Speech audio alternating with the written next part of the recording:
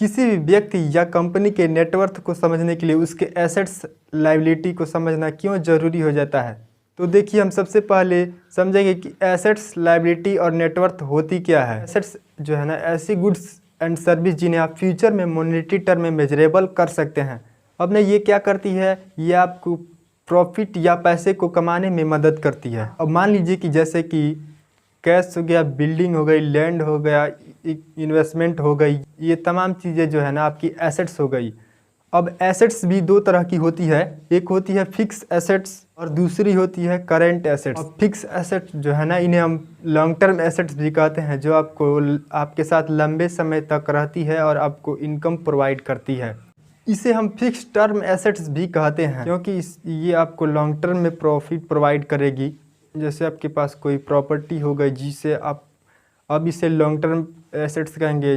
देखिए, अब इसके अंदर भी दो कैटेगरी आती है, एक टेंजिबल एसेट्स जिन्हें टचेबल एसेट्स भी कहते हैं, और दूसरी होती है non tangible asset. Tangible assets वो एसेट जिन्हें आप टच कर सकते हैं, यानी कि महसूस कर सकते हैं, जैसे कि आपकी ज़मीन हो गई, ज्वेलरी हो गई, कैश हो गया, लैंड हो गई, इक्विपमेंट हो गई। ये सारे physical assets and tangible assets में आते हैं। इनटेंजिबल एसेट जिन्हें नॉन टचेबल एसेट्स भी कहते हैं, जिन्हें टच नहीं कर सकते हैं, नहीं देख सकते हैं।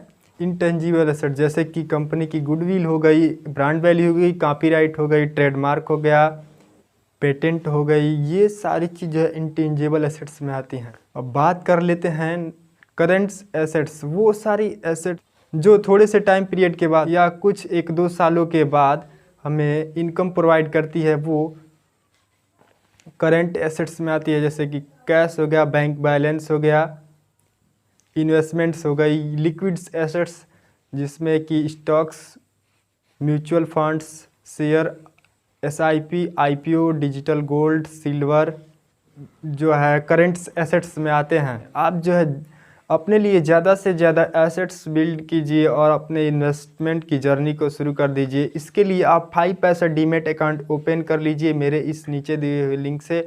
5 पैसा डीमेट अकाउंट सेबी से रजिस्टर्ड है। इसमें आप digital gold, silver, stocks, mutual funds, share, company के IPO, SIP में इन्वेस्ट कर सकते हैं और अपने लिए ज़्यादा से ज़्यादा एसेट बिल्ड कीजिए।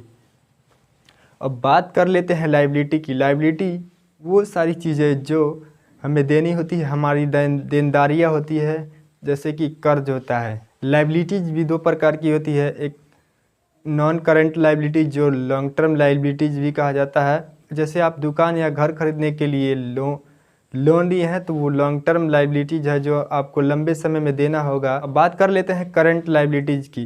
करंट लायबिलिटीज जो हमें थोड़े से टाइम पीरियड के बाद या कुछ महीने में ही देना होता है, जैसे कि इलेक्ट्रिसिटी बिल, बच्चों की स्कूल की फ़ीस, एम्प्लॉय की सैलरी, गैस का बिल, एक्सेट्रा एक्सेट्रा। ये करंट लायबिलिटीज होती है जो हमारी हर महीने की देनदारियाँ होती है। अब बात कर लेते हैं नेटवर्थ की।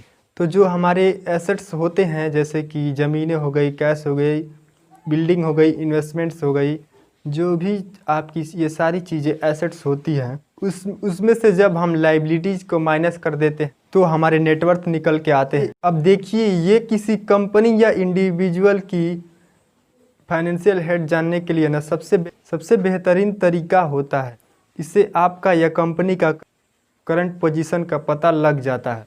अब मान लीजिए सोहन और सीमा पति पत्नी है, उनकी घर की कीमत 70 लाख रुपए, उनकी कार की कीमत 10 लाख रुपए और उनकी इन्वेस्टमेंट 20 लाख रुपए।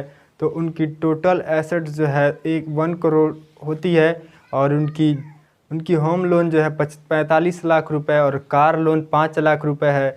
तो उनकी लायबिलिटी जो है 50 लाख रुपए होती है और उनकी एसेट्स में से लायबिलिटी जब माइनस कर देते हैं तो उनकी टोटल नेटवर्थ निकल के आती है 1 करोड़ माइनस 50 लाख रुपए।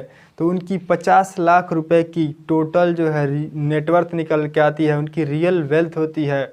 इससे उनका करंट पोजीशन का पता लगता है या कंपनी के जो है फाइनेंशियल हेड का पता लगता है कि वो प्रॉफिट में है या लॉस में है। इसे प्रॉफिट या लॉस स्टेटमेंट भी कहा जाता है। वीडियो को लाइक कीजिए, चैनल को सब्सक्राइब कीजिए और वीडियो को अपने दोस्तों के साथ शेयर कर दीजिए और वीडियो में बने रहने के लिए बहुत बहुत धन्यवाद।